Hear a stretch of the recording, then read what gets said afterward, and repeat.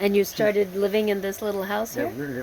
we were renting that little house for $75 a month, and the lady Yeah, wanted to go to Italy on vacation, so she wanted to sell it.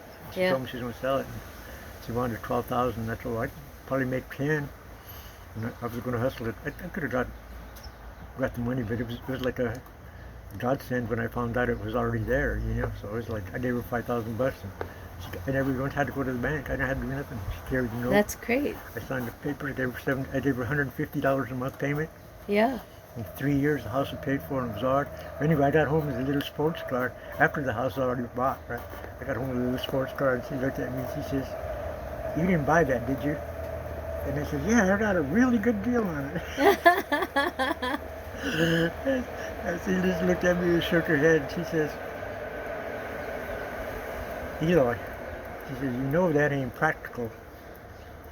And I said, "Yeah, but Your wife said this to you? yeah." So I had to sell the little car. I Oh. took the car back and took about $1,000 loss on the car, Oh but got no. me a van. She said, "Now you're talking." Oh no. So now we had a truck. So I worked in the union probably about a little over a year, and I decided no, I don't want to be a business agent. I don't be none of that. So I went to contractor school. I joined contractor school. I went to contractor school in Sacramento.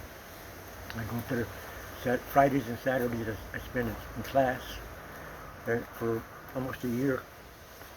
Then I got my contractor license.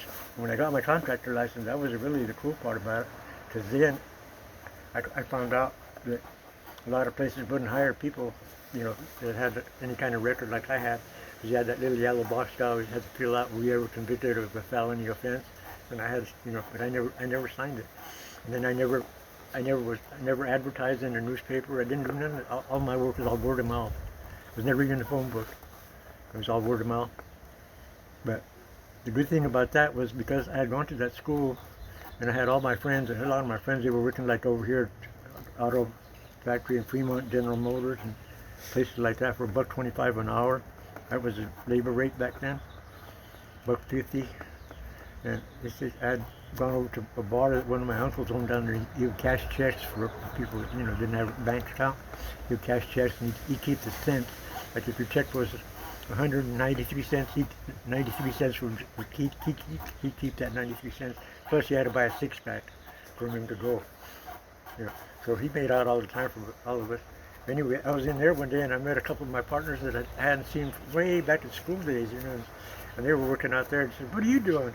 And they had just seen me cash my check, and my uncle told me, he said, "Boy, you're making a lot of money out there." And I said, "Yeah." So anyway, one of them came up and they said, "What are you doing, man?" I said, "I'm in the building trade." I said, "Where are you working at?" "For Conklin Brothers over there, laying carpet and stuff." "Where?" I said, "So can you give me a job?"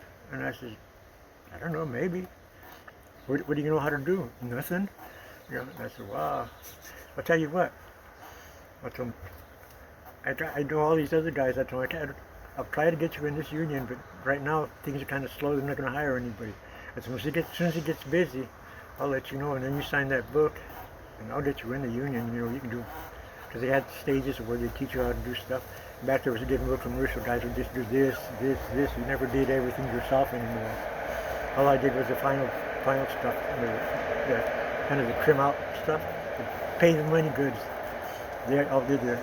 But I was able to get a lot of people into the unions, the glazers, carpenters, the plumbers, because I met these guys and now they were business agents. I told them, "Hey man, if I send them somebody over there, you give them a job, Eloy anytime." So I was able to get probably 35, 40 guys, a lot of native people into glazers union, sheetrock union, sheet metal union. So you helped Native people get jobs, good jobs. Yeah, all of them retired and went back to where they came from, and they got a good pension. They put in their 20 years, and Yeah. they said, "Man, I'm getting out." They started their own businesses and stuff, so it worked out pretty cool, and that was a really good advantage, and that was all mostly and one of the ladies that was in the program, she was going back to Canada, and then she's going to go back to Alaska. She was an Inuit.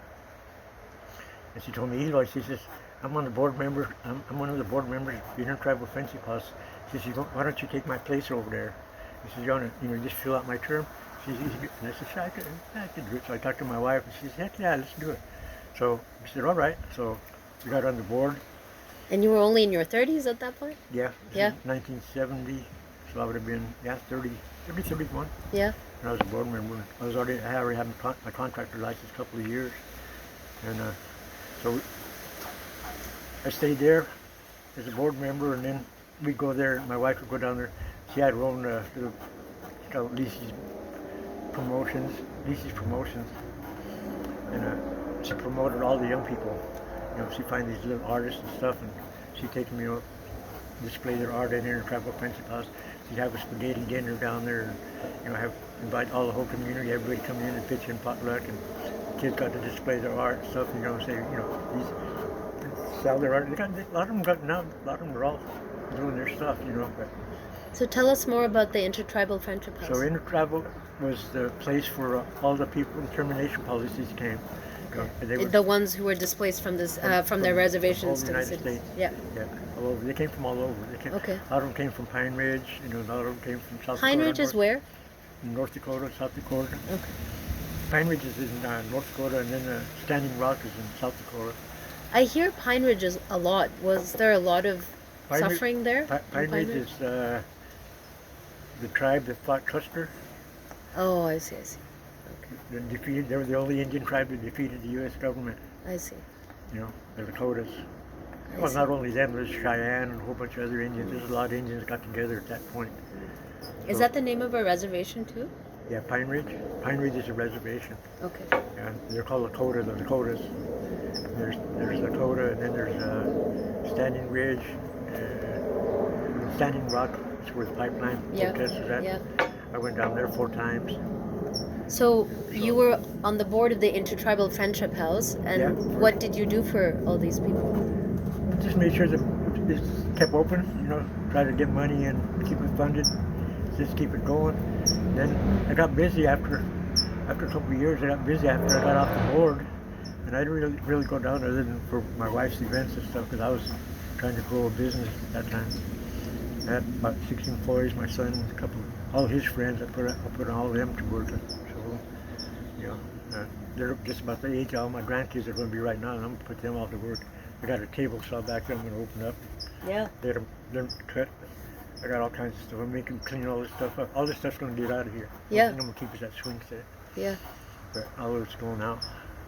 'Cause this is like a little paradise back there. There's 2 plum trees back there. Oh yeah. There's a fig tree over there. Yeah.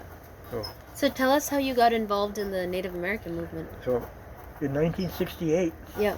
I had gone to a Vietnam rally. Mhm. My brother was still in Vietnam then. I had gone to a rally trying to stop the war. And we got over in San Francisco, Mission Dolores Park, actually. And my wife has a picnic basket. Every time we went out, somebody she'd go out and buy these big old bologna, like this. They sell bologna like big, and you cut your own slices. So she made big, fat, not skinny, but she made steak. We call them steak sandwiches.